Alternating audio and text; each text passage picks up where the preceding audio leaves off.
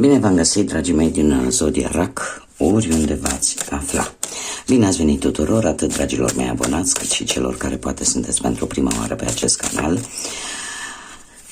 Numele meu este Nina și, ca de obicei, sunt tare bucuroasă să vă am alături la fiecare lectură.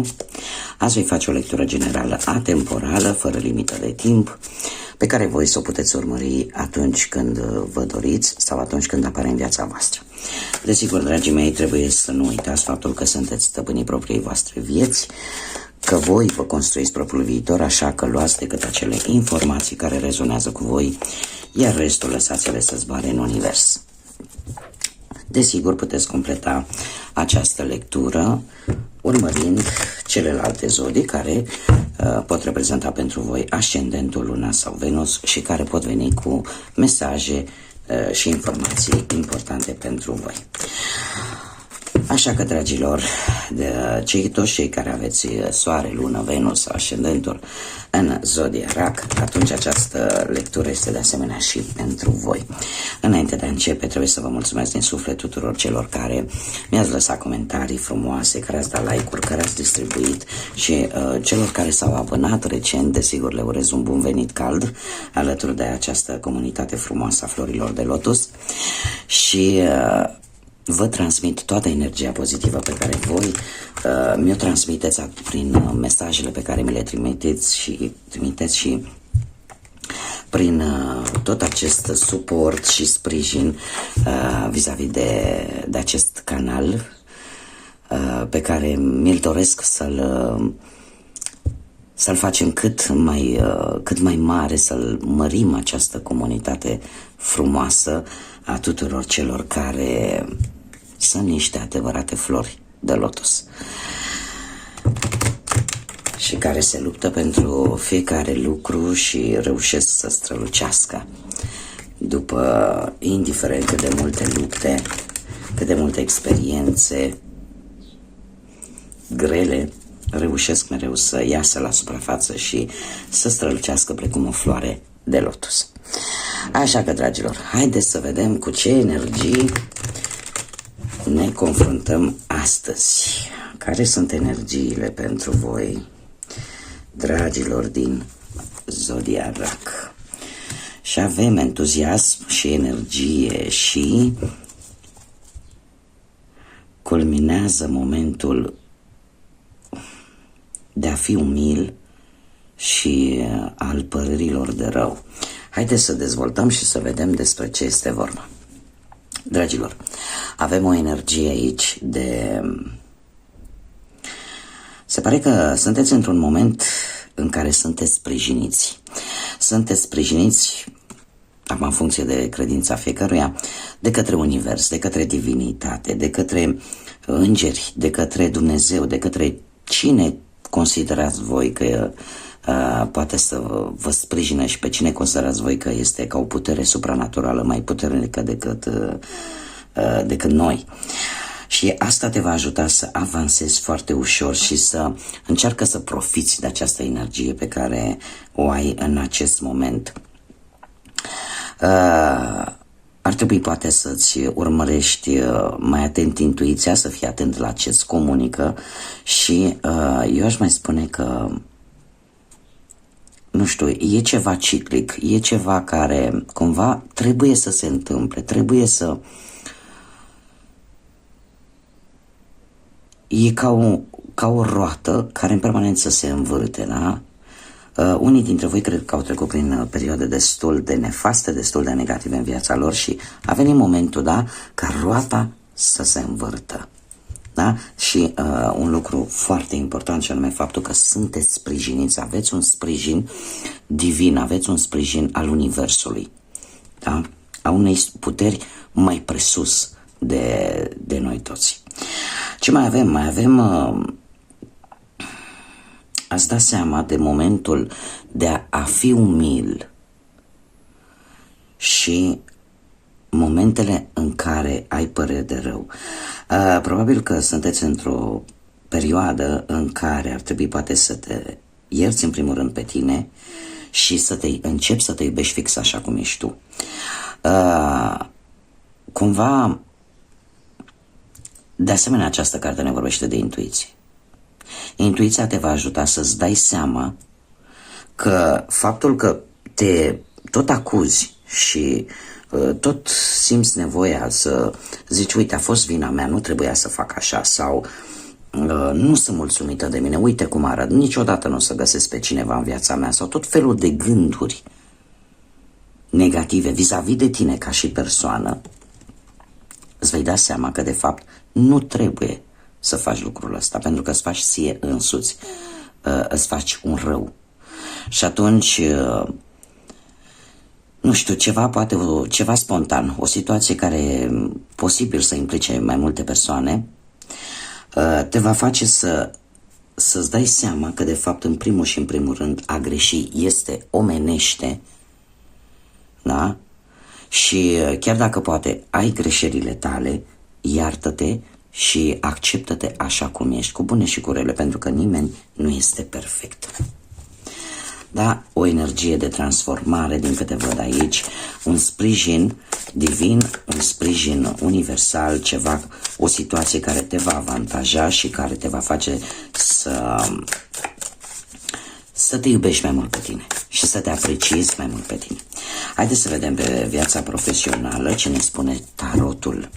Ce vine pe viața profesională pentru dragii mei din Zodia Rac în următoarea perioadă de când urmăriți această lectură.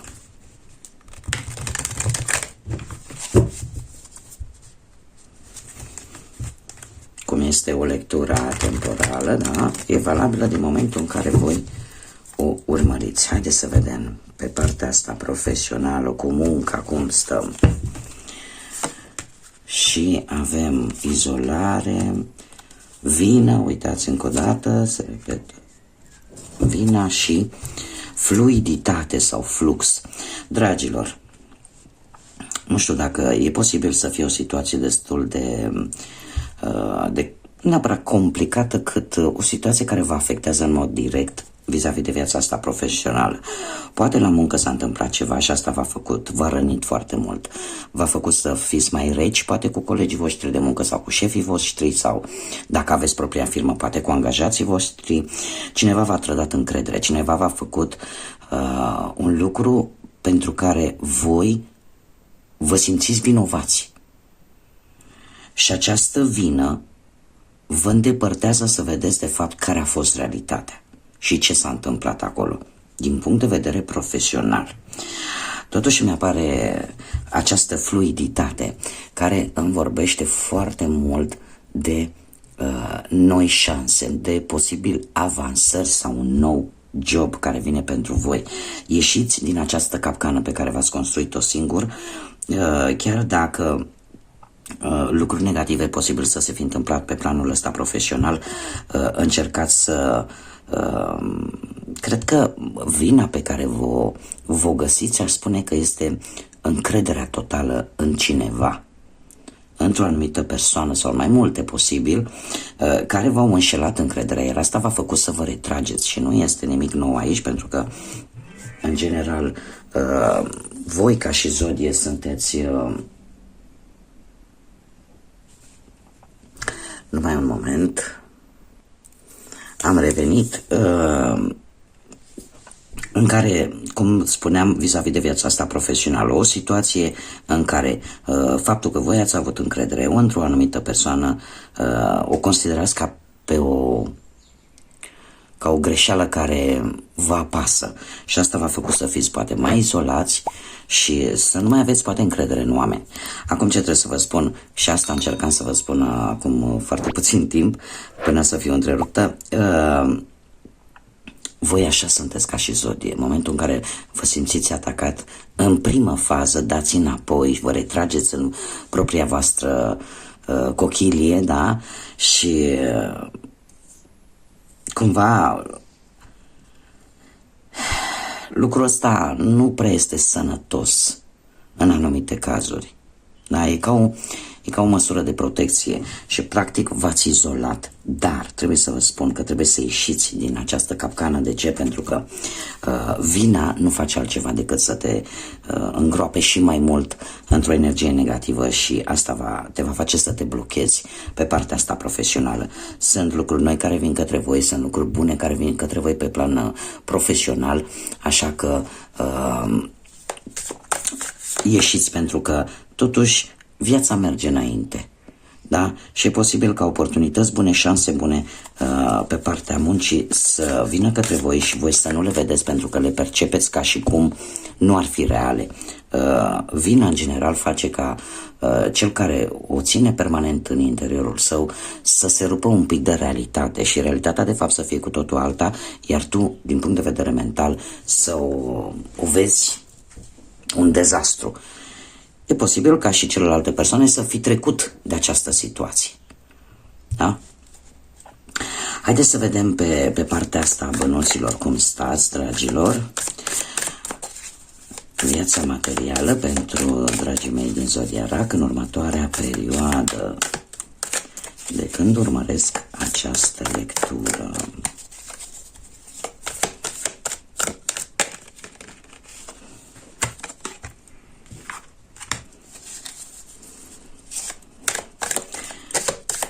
Niște bani din trecut, dragilor. Bănuți de la cineva din trecut. Că este vreo fostă relație, că este vreo datorie mai veche, că nu știu, ceva care vine pur și simplu să vă cam ridice așa un pic moralul. Nu știu, ori vreo moștenire, ori poate unii dintre voi sunt tentați să facă un anumit împrumut, posibil la bancă, da, sau cu vreo instituție, da, financiar. Ar fi indicat totuși să încercați mai întâi cu persoane care le cunoașteți de ceva vreme, să încercați, dacă se poate, să faceți acest împrumut, cerând la persoane, prieteni vechi, familiari, da? Și abia pe urmă, dacă nu reușiți, să încercați cu bănci sau alte instituții financiare. Dacă nu, unii dintre voi pot primi niște bănuți prin vânzarea de obiecte de valoare, obiecte care au ceva vechi, da? Și care au o valoare. Avem de asemenea armonia, care ne vorbește de a avea o perioadă destul de bună și dacă cumva problemele, exact cum am mai spus, problemele persistă, poți cere un ajutor unui familiar, cuiva din familie, da? Ori familia mică, restrânsă, ori familia mai largă. Asta înseamnă, nu știu, cumnați, cumnate, verișoare, da? Unchi, mătuși. Avem ultima carte, care îmi vorbește de cel rebel. Ce pot eu să vă spun? Că într-un final ajutorul ăsta care vine te va ajuta să te stabilizezi destul de bine pe partea asta financiară. Asta ce înseamnă? Că cumva posibil să fie, nu știu, în urma, pentru unii dintre voi, în urma unui proces, să obții un rezultat pozitiv din punct de vedere financiar, în urma unui proces legal. Posibil și acest lucru. Nu știu, moștenire, ceva, bănuți care vin și care au legătură posibil cu vreun proces. Da? De la cineva care aș spune că sau de la o persoană care are putere economică, are stabilitate economică și care te poate ajuta. Și asta ar putea să fie. O persoană așa care cam face ce vrea. Haideți să vedem pe partea dragostei cum stăm, dragilor.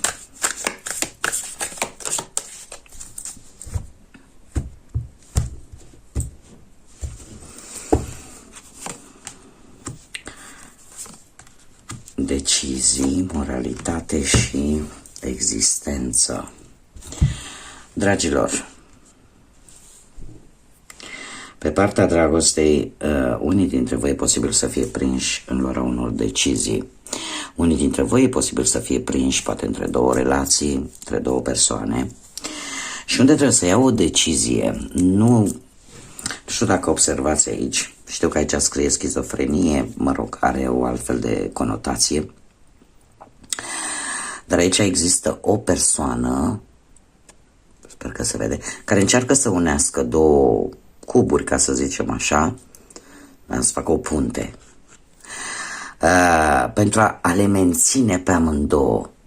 Numai că în viața reală lucrul ăsta e cam dificil de obținut și de multe ori chiar imposibil. Eu aș putea să vă spun un lucru, că deciziile, veți lua o decizie.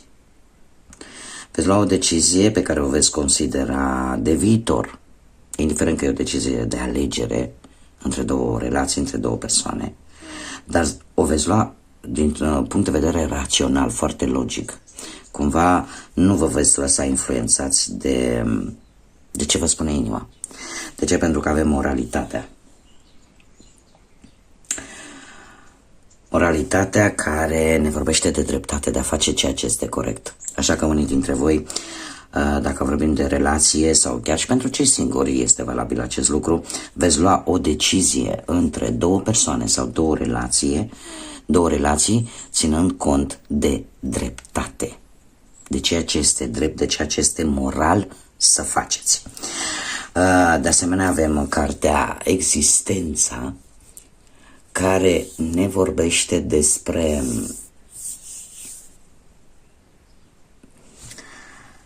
a trece peste ce este negativ și a-ți da seama că, de fapt, soluția este la tine. De rezolvarea acestei probleme, soluția stă la tine. Tu ești singura persoană care poate rezolva această situație. Da? Nu există nimeni altcineva. E posibil pentru unii dintre voi să existe o persoană foarte puternică care, mare atenție, poate influența în bine sau în rău o relație. Unii dintre voi ar trebui să acordați mai multă atenție la dialogurile prea dure, atenție la impulsivitate. Și, în general, pentru cei singuri, aș spune că ar trebui să scoateți la suprafață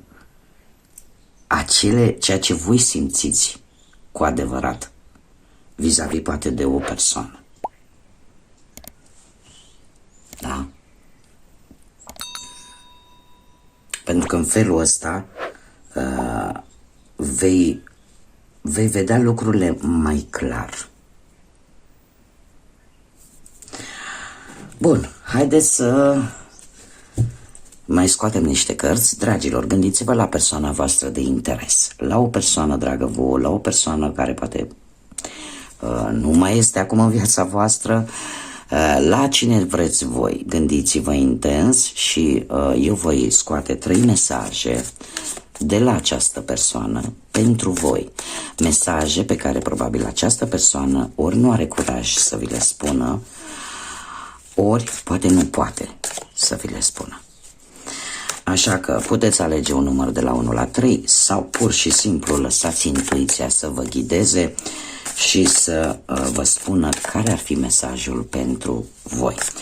Așa că haideți să vedem mesaje de la persoana de interes a dragilor din Zodiac. Mesaje care nu pot fi rostite, dar sunt gândite. Și avem: mi-aș dori să pot să mă rețin de la adevăratele sentimente care le am pentru tine.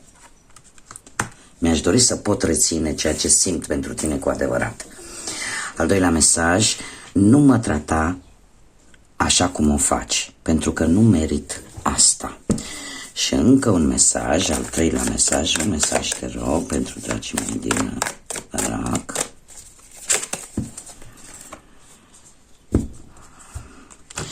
Nu vreau să fiu cine am fost.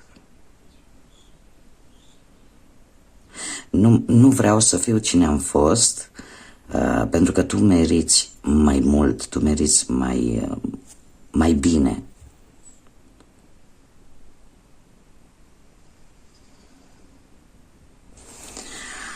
Bun, dragilor, aceasta a fost lectura pentru voi. Pentru cei care sunteți noi pe canal, nu uitați, dacă ați rezonat, dacă v-a plăcut, nu uitați să vă abonați, lăsați un comentariu, distribuiți un like. În felul ăsta sprijiniți acest canal și îl facem să se dezvolte cât mai mult și în felul ăsta, cum am mai spus, mărim această comunitate a florilor de lotus. Până data viitoare când ne vom revedea, să fiți iubiți, dragilor!